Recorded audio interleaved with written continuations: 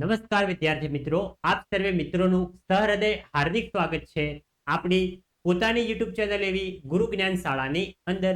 તો વિદ્યાર્થી મિત્રો, આજના આ વિડીયોની અંદર આજે આપણે ધોરણ 7 વિશે સામાજિક વિજ્ઞાન વિષયની અંદર જે આપણું ચેપ્ટર નંબર 12 જે છે પ્રથમ સત્રની અંદર વાતાવરણની સજીવો પર અસર, તો એનું આજે આપણે સ્વાધ્યાયનું સંપૂર્ણ સોલ્યુશન આ વિડીયોની અંદર જોવાના છીએ.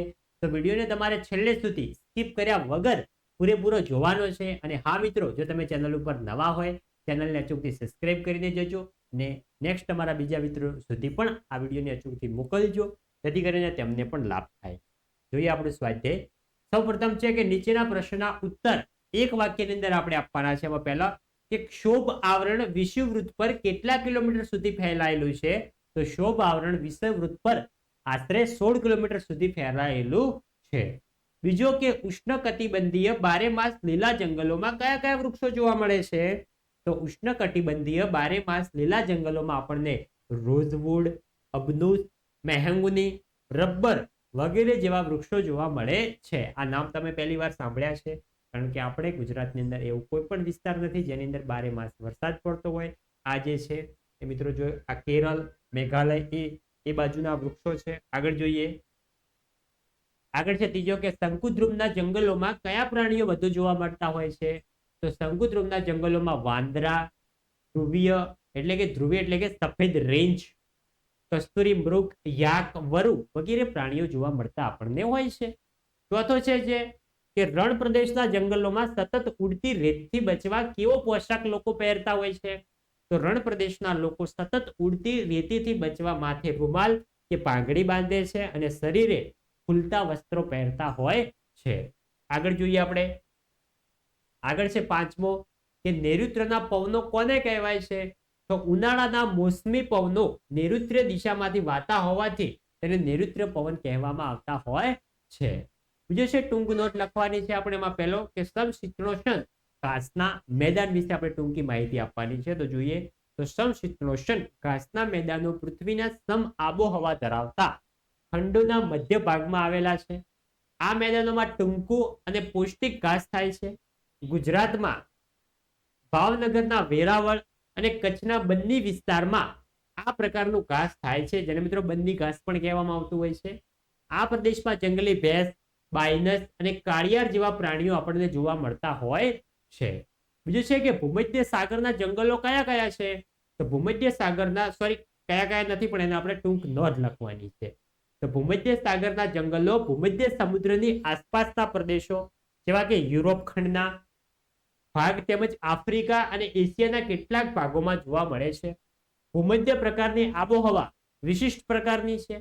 અહીં ઉનાળો લાંબો, સૂકો અને ગરમ હોય છે, જ્યારે શિયાળો ટૂંકો, હૂંફાળો અને ભેજવાળો હોય છે. તેથી અહીંની વનસ્પતિ લાંબો સમય ભેજ સંઘરી શકે તેવી વિશિષ્ટતા ધરાવતી હોય છે. આ પ્રદેશોમાં દ્રાક્ષ, લીંબુ, નારંગી, મોસંબી, શેતુર, અંજીર, ઓલિવ એટલે કે જૈતુન, સફરજન, નાશપતિ, પીચ, પ્લમ અને આલુ જેવા રસદાર અને ખટાસવાળા ફળો પુષ્કળ પ્રમાણમાં થતા હોય છે. ત્યાંથી આ પ્રદેશ ફળોના બગીચાનો પણ પ્રદેશ કહેવામાં આવતો હોય છે. બીજો છે સમતાપ આવરણ. સમતાપ આવરણ વિશે જોઈ શકો છો. તમને સંપૂર્ણ ટૂંક નોંધ તમને આપેલી છે. તમારી વિડીયો સ્ટોપ કરીને સંપૂર્ણ ટૂંક નોંધ એકવાર ધ્યાનથી વાંચી લો, પછી જ લખવાની છે. કારણ કે જો આપણે બધા જ પ્રશ્ન જવાબોને ડિસ્કસ કરવા જઈશું તો મિત્રો તમારા માટે પણ બોરિંગ રહેશે અને વિડીયો પણ ઘણો લોંગ થઈ જશે. આગળ જોઈએ. આગળ છે ચોથો કે વાતાવરણનું દબાણ, એના વિશે ટૂંક નોંધ આપેલી છે, જોઈ શકો છો તમને સંપૂર્ણ. એના વિશે આપણે લખવાની છે નોંધ. આગળ હવે જોઈએ ત્રીજો કે નીચેના પ્રશ્નના આપણે ઉત્તર આપવાના છે. પહેલો છે કે આબોહવા એટલે શું? આબોહવાની માનવ જીવન પર થતી અસરો જણાવો. એનો જવાબ છે તો કોઈ પણ ક્ષેત્રની આબોહવા એટલે તે ક્ષેત્રમાં 35 કે તેથી વધુ વર્ષના સમયગાળા દરમિયાન અનુભવાયેલી હવામાનની ઋતુ સંબંધી પરિસ્થિતિ, વાતાવરણના તાપમાન, ભેજ, વરસાદ, હવાનું દબાણ, ધુમ્મસ, પવન વગેરે તત્વો પ્રદેશની આબોહવા નિશ્ચિત કરતા હોય છે. અને આબોહવાની માનવ જીવન પર થતી આપણે અસરો જોઈએ કે શું શું અસરો થાય છે આબોહવાને લીધે. પહેલો છે કે કોઈ પણ પ્રદેશમાં આબોહવાની સીધી અસર એ પ્રદેશના લોકોના ખોરાક, પોશાક, રહેઠાણ વગેરે પર ખૂબ જ વધારે થતી હોય છે. બીજો છે કે વધુ વરસાદવાળા પ્રદેશોના ઘરોના છાપરા તીવ્ર ઢોળાવવાળા હોય છે, જ્યારે ઓછા વરસાદવાળા પ્રદેશોના મકાનો ઓછા ઢોળાવવાળા અને સપાટ છાપરાવાળા હોય છે. બીજો છે કે જે તે પ્રદેશના લોકો પોતાને ત્યાં થતા ખેતી પાકોને ખોરાકમાં લે છે. દાખલા તરીકે મેદાની પ્રદેશના લોકો ખોરાકમાં ઘઉં લેતા હોય છે, જ્યારે પર્વતીય પ્રદેશના લોકો ખોરાકમાં મકાઈ લે છે. ચોથો છે કે જે પ્રદેશમાં ઠંડી વધારે પડે છે ત્યાંના લોકો આખું શરીર ઢંકાય તેવા ઊની કાપડનો પોશાક પહેરે છે. દાખલા તરીકે લદ્દાખના લોકો. પાંચમો છે કે ગરમ આબોહવા ધરાવતા પ્રદેશોના લોકો સુતરાઉ અને ખુલતો પોશાક પહેરે છે. દાખલા તરીકે દક્ષિણ ભારતના લોકો. આગળ જોઈએ. છઠ્ઠો છે કે ગરમ રણ પ્રદેશના લોકો સતત ઉડતી રેતી સામે રક્ષણ મેળવવા માટે માથે રૂમાલ અથવા પાઘડી બાંધે છે. અને સાઉદી અરેબિયાના લોકો તમે જોયા હશે એકદમ ખુલ્લા કપડા પહેરતા હોય છે. સાતમો છે અત્યંત ગરમ અને ભેજવાળી આબોહવા વાળા પ્રદેશના લોકો સ્વભાવે આળસુ હોય છે, જ્યારે સમશીતોષ્ણ કટિબંધ પ્રદેશમાં આબોહવા ખુશનુમા હોવાથી અહીંના લોકો સ્વભાવે મહેનતુ હોય છે. આઠમો જોઈએ, લોકો મોટા ભાગે આબોહવા મુજબ ઉત્સવો પણ ઉજવે છે. ભારત જેવા મોસમી આબોહવાના પ્રદેશોમાં વર્ષા ઋતુ સિવાયના સમયમાં વિવિધ સામાજિક પ્રસંગોની ઉજવણી વધારે પ્રમાણમાં જોવા મળતી હોય છે. આગળ બીજો છે કે ઉષ્ણકટિબંધીય 12 માસ લીલા જંગલો વિશે નોંધ જણાવો. જોઈ શકો છો સંપૂર્ણ પ્રશ્નનો જવાબ તમને આપેલો છે. તમારે વિડીયો સ્ટોપ કરીને ધ્યાનથી એકવાર વાંચી લેવાનો છે, પછી લખવાનો છે. આગળ જઈએ. આગળ છે ચોથો કે યોગ્ય શબ્દ વડે નીચેની ખાલી જગ્યા આપણે પૂરવાની છે. પહેલો છે કે રેડિયો તરંગોનું પરાવર્તન ખાલી જગ્યા આવરણને આભારી છે. તો કયા આવરણને? આયન આવરણ.